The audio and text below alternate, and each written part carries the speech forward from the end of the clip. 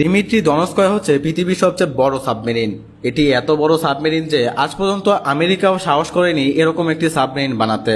বলা হয়ে থাকে দিমিত্রি দনস্কয়ের ভিতরে যে পরিমাণে অস্ত্র রয়েছে সেই পরিমাণে অস্ত্র দিয়ে আমেরিকাকে প্রায় 25 বার ধ্বংস করা যাবে। তাহলে বুঝতেই পারছেন একটা সাবমেরিনের ভিতরে কতটুকু ক্ষমতা থাকলে রাশিয়া এরকম দাবি করতে পারে। তাহলে চলুন দেখে নিই পৃথিবীর সবচেয়ে বড় সাবমেরিন দিমিত্রি দনস্কয়ের ভিতরে কি কি রয়েছে আর কতটুকু বা ভয়ঙ্কর এই রাশিয়ান সাবমেরিনটি।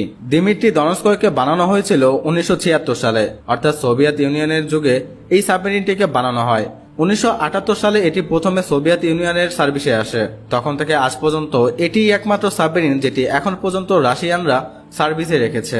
এই সাবমেরিনটির মোট ওজন প্রায় 28,000 টন।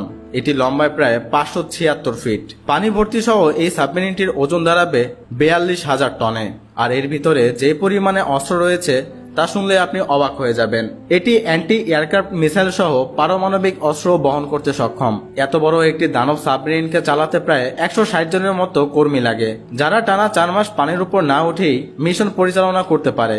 আজ পর্যন্ত খুব কমই দেখা গিয়েছে দিমিত্রি দনস্কয়কে, কারণ বলা হয় থাকে আমেরিকার চারপাশে যতগুলো ওশেন রয়েছে কিংবা সমুদ্র রয়েছে তার আশেপাশেই এই সাবমেরিনটি ঘুরঘুর করে। আর সবসময় আমেরিকায় এই সাবমেরিনের আতঙ্কে থাকে, কারণ আজ পর্যন্ত রাশিয়া এই সাবমেরিন সম্পর্কে যতটুকু কথাই বলেছে ঠিক ততটুকু কথাই শোনা গিয়েছিল। এক্সট্রা কোনো তথ্য আপনি ইন্টারনেট ঘাটাঘাটি করেও পাবেন না। কিন্তু আমেরিকান অনেক সাবমেরিন গবেষকরা মনে করেন এই সাবমেরিনের ভিতরে এমন কিছু জিনিস রয়েছে যা পৃথিবীকে ধ্বংস করে দিতে পারে। যেহেতু আমেরিকা হচ্ছে পৃথিবীর চতুর্থ সর্বোচ্চ বৃহত্তম দেশ, আর ওই আমেরিকা কি প্রায় 25 বারের মতো ধ্বংস করার মতো ক্ষমতা রয়েছে এই সাবমেরিনে, তাহলে পুরো পৃথিবীর অর্ধেককে ধ্বংস করতে এই একটি মাত্র সাবমেরিনই যথেষ্ট। এই সাবমেরিনটি চলে থাকে নিউক্লিয়ার রিঅ্যাক্টর দ্বারা, অর্থাৎ এর ভিতরে কোনো জ্বালানি লাগে না। নিউক্লিয়ার রিঅ্যাক্টরের মাধ্যমে এর মোটরে প্রায় 1,36,000 হর্স পাওয়ার উৎপন্ন হয় এবং এর টারবাইন রয়েছে 2টি। ঘন্টায় প্রায় 56 কিলোমিটার বেগে এই সাবমেরিনটি ছুটতে পারে। সাবমেরিনের ভিতরে রয়েছে ভয়ঙ্কর 36টি তলপেডো, যেই তলপেডোগুলো এক একটি আমেরিকান ক্যারিয়ার কিংবা ডেস্ট্রয়ারকেও ধ্বংস করে দিতে পারবে এক মুহূর্তের ভিতরেই। আমেরিকান স্যাটেলাইটগুলো এই সাবমেরিনকে অনেক খোঁজাখুঁজি করেও তারা পর্যন্ত ব্যর্থ হয়েছে, কারণ অ্যান্টার্কটিকা সহ আটলান্টিক মহাসাগর এমনকি প্রশান্ত মহাসাগরের আশেপাশে প্রায় সময় এই সাবমেরিনটিকে দেখা যায়।